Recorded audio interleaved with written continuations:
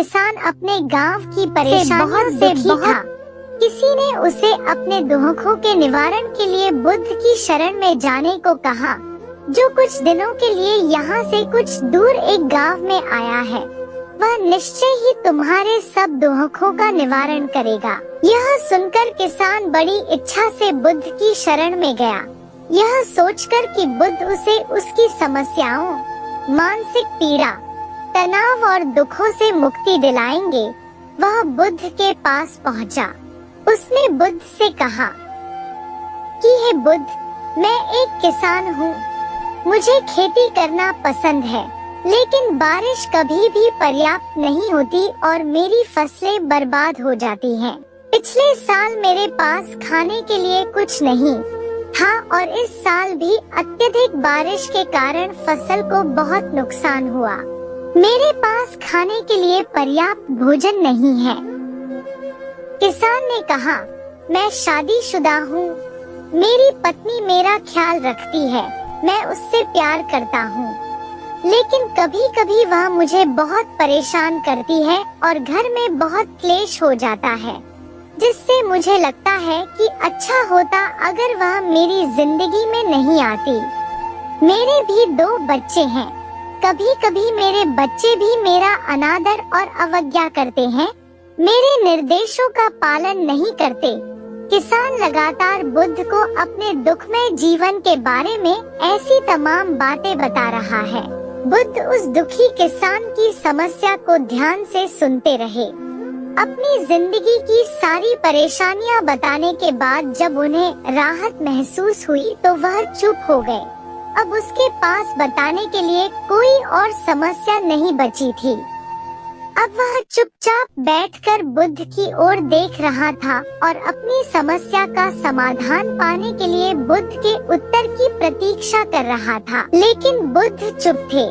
किसान ने फिर कहा, हे बुद्ध, मैं आपकी शरण में आया हूँ। कृपया मेरे जीवन की इन समस्याओं का समाधान करें। बुद्ध ने कहा, मैं तुम्हारी कोई मदद नहीं कर सकता। किसान आश्चर्यचकित होकर बोला, अरे, यह आप क्या कह रहे हैं?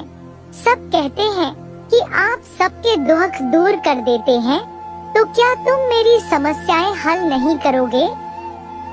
इसलिए कि मैं एक गरीब किसान हूँ। बुद्ध ने कहा, मुश्किलें हर किसी के जीवन में आती हैं। जीवन में दुख और परेशानियां आना स्वाभाविक है। व्यक्ति के जीवन में अक्सर उसके कर्मों के अनुसार परिस्थितियां बदलती रहती हैं, जिससे सुख, दुख, निराशा और क्रोध आता है। नए रिश्तों का बनना, पुराने रिश्तों का बिगड़ना, रिश्तों में मिठास और कड़वाहट, ये सब सामान्य है। यह जीवन का हिस्सा है और यह जीवन का चक्र है। हकीकत तो यह है कि हम सभी के जीवन में 83 प्रकार की कठिनाइयां हैं। इन कठिनाइयों का समाधान आप और मैं नहीं कर सकते, कोई नहीं कर सकता।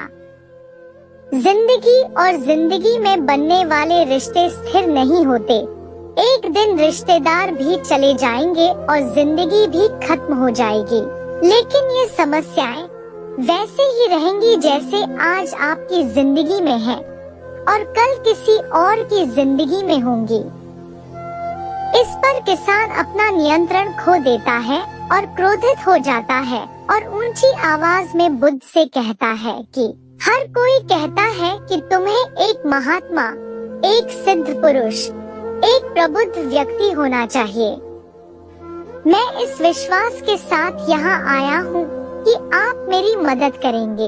यदि आप मेरी समस्याएं हल नहीं कर सकते तो मेरा यहाँ आना व्यर्थ था।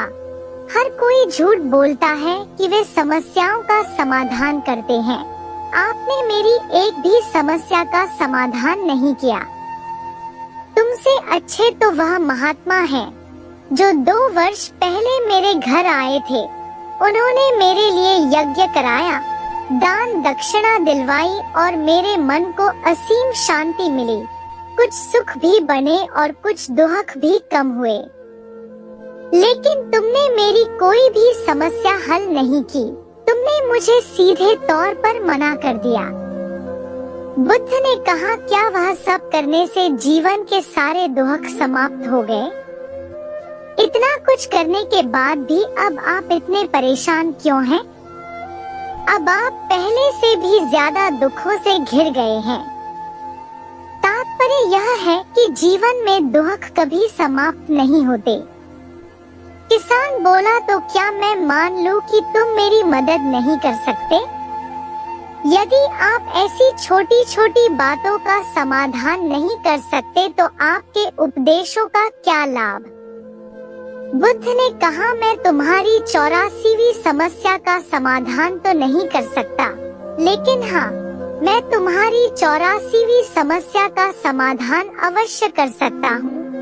किसान आश्चर्यचकित हो गया और बोला, 84वीं समस्या क्या है बुद्ध ने कहा, यानी कि तुम अपने जीवन में कोई समस्या नहीं चाहते। आपकी सारी समस्याएं इसी समस्या के कारण उत्पन्न हुई हैं।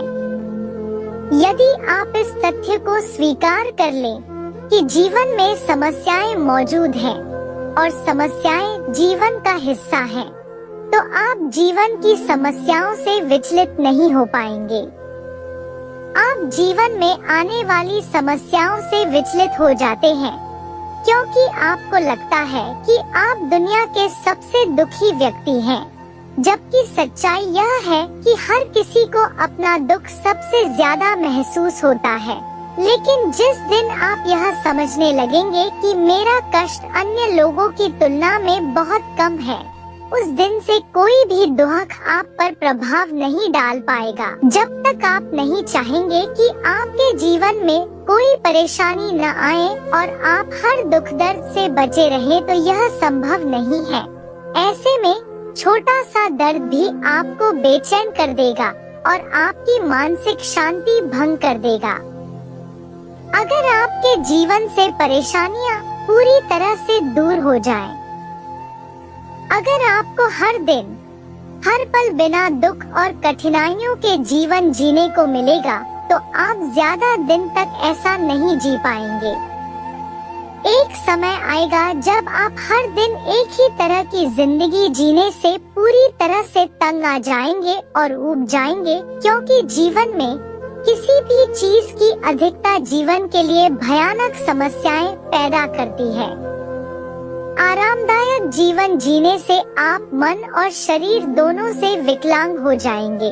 तो ऐसे जीवन का क्या फायदा जो बाद में आपको नर्क जैसा जीवन जीने पर मजबूर कर दे? जिस तरह खाना खाने का असली आनंद तभी मिलता है जब बहुत भूख लगी हो, और पानी पीने का असली मजा तभी आता है जब बहुत प्यास लगती है, उसी तरह जीवन के तमाम दुखों और परेशानियों को झेलने के बाद ही खुशी का आनंद मिलता है। इसीलिए जीवन में सुख और दुख अलग अलग रूप में आते रहते हैं। हम चाहकर भी जीवन से सुख दुख को खत्म नहीं कर सकते, लेकिन उनसे इतना ऊपर जरूर उठ सकते हैं कि कोई भी बड़ी समस्या मन को विचलित न कर सके।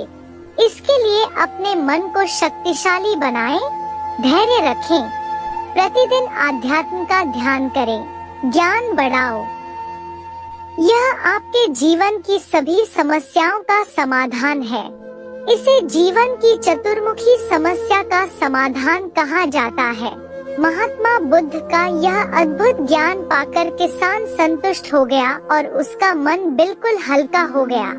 मन में जो समस्याएं परेशान कर रही थी, उनके प्रति जिज्ञासा शांत हो गई। किसान ने अपनी आंखें बंद कर ली और आनंद का अनुभव करने लगा। किसान को समझ आ गया कि वह अब तक क्या गलती कर रहा था और वह बुद्ध के चरणों में गिर गया। तो दोस्तों, मुझे उम्मीद है कि महात्मा बुद्ध की इस कहानी बुद्ध प्रेरणादायक के माध्यम से आपके जीवन की कई समस्याएं समाप्त हो गई होंगी या कुछ समस्याओं का समाधान मिल गया होगा।